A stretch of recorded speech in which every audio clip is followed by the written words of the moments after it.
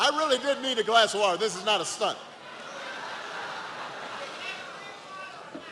Now, I'm going to talk about this. Everybody settle down.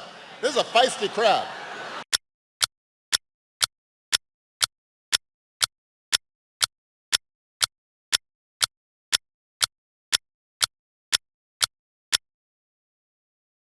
Honor to introduce a phenomenal leader who was here when this memorial was first unveiled, a leader who I know, because I see it every day, draws so much inspiration and reminds so many of the work and the words of Dr. King, our President of the United States, Joe Biden.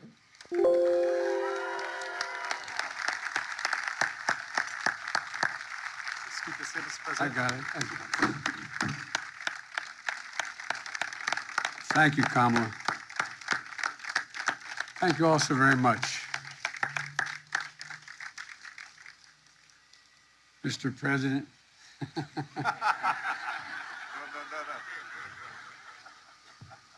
Harry, thank you for your stewardship. You know, here in the heart of the capital of the United States of America, the tensions and the heat of the nation are vividly on display. Dr. King stands determined and brave, looking out the promised land.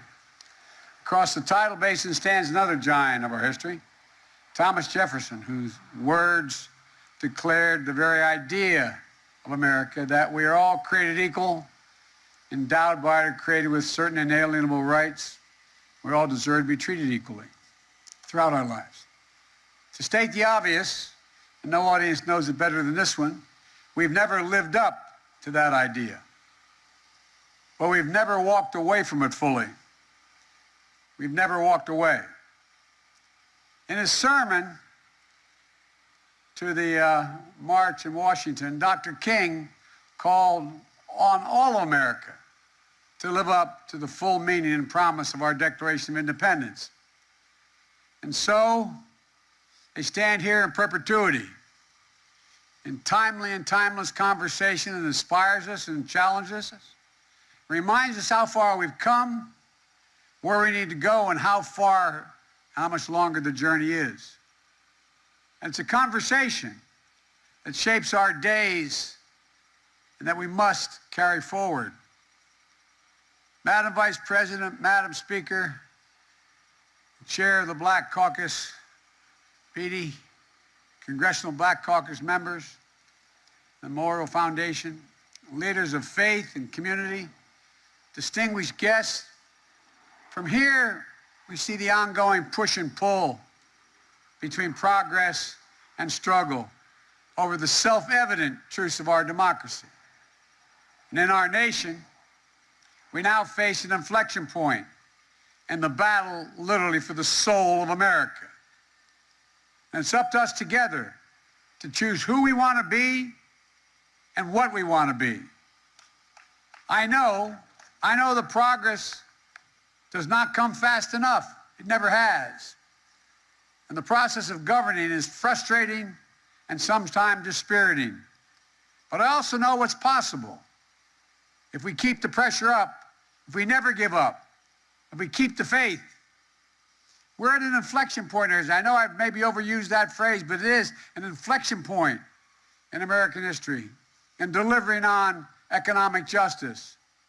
For it was the dignity of work that Dr. King was in Memphis on that fateful day in April, helping sanitation workers, not only for better pay and safer conditions, but to be granted more dignity as human beings. In our time, it's about recognizing that for much too long, we've allowed a narrowed and cramped view of the promise of America. A view that America is a zero-sum game, particularly of the recent past. If you succeed, I fail. If you get ahead, I fall behind. And maybe worst of all, if I can hold you down, I lift myself up instead of what it should be. And it's just self-evident. If you do well, we all do well. That's keeping the promise of America.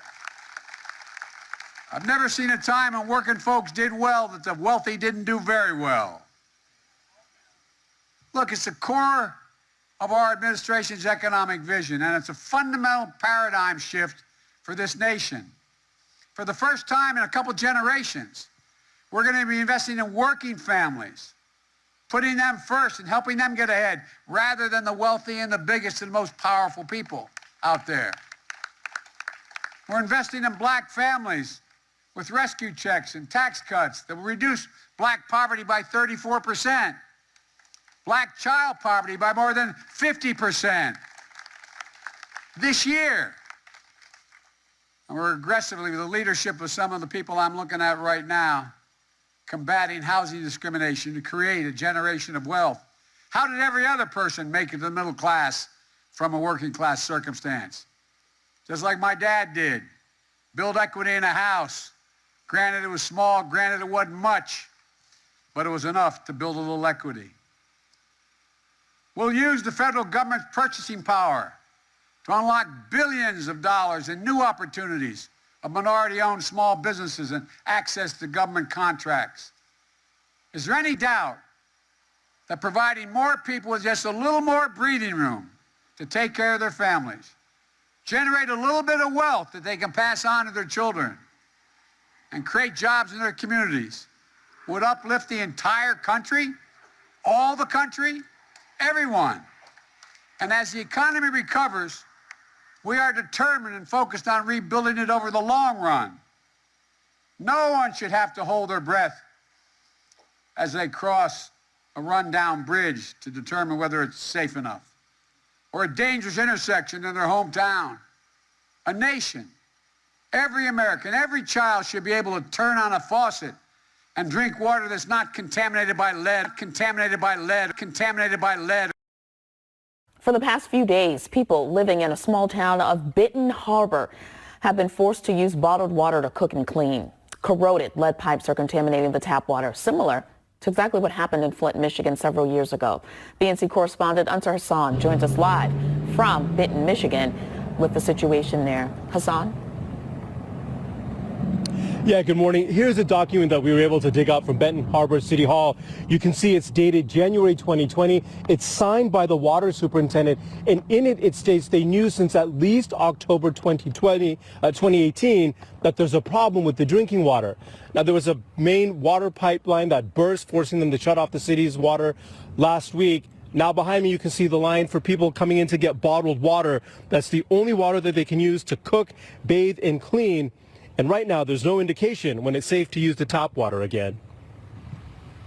A drive down Apple Avenue in the city of Benton Harbor, and you'll come to find the neighbors are united on one big issue. No, we're definitely not drinking the water.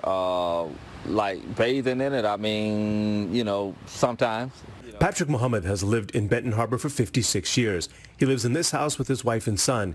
He blames the town's decaying infrastructure. Some of the corroding lead pipes, which are contaminating the drinking water, are 80 to 100 years old. Well, we watched Flint, you know, so it was frustrating watching them. So for it to hit home, yeah, it's definitely frustrating, particularly when that's all they have to do is pass a little legislation and correct the problem. There's growing anger over the chronic neglect and underfunding. Benton Harbor is a town of 10,000 people. 85% are black. 45% live below the federal poverty line. By some estimates, there's almost 30% unemployment. The downtown is filled with empty streets, abandoned buildings, all signs of a depressed economy, and a town without a tax base to fund a massive health crisis. Well, actually, we were Flint #1. We were before Flint. Mary Alice Adams is commissioner at large.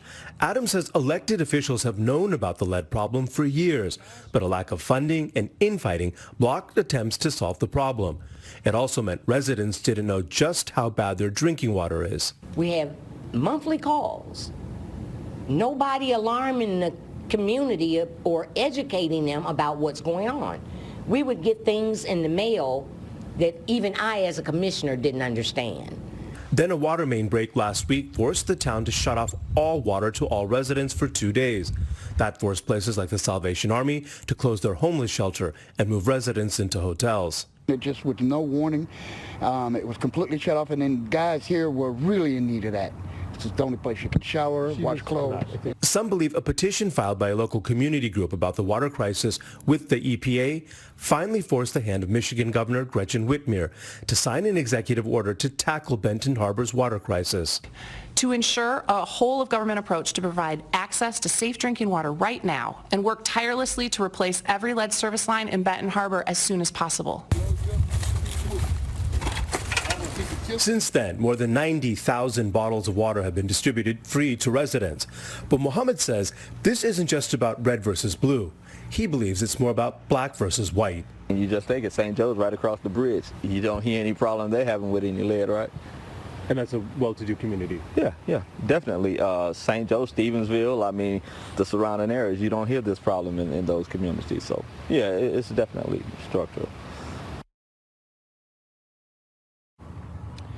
Now, state and city officials believe it will cost more than $20 million to fix the problem. But even if they begin immediately, it could be a year and a half until they can replace all the pipes. Reporting live, Ansar Hassan for BNC.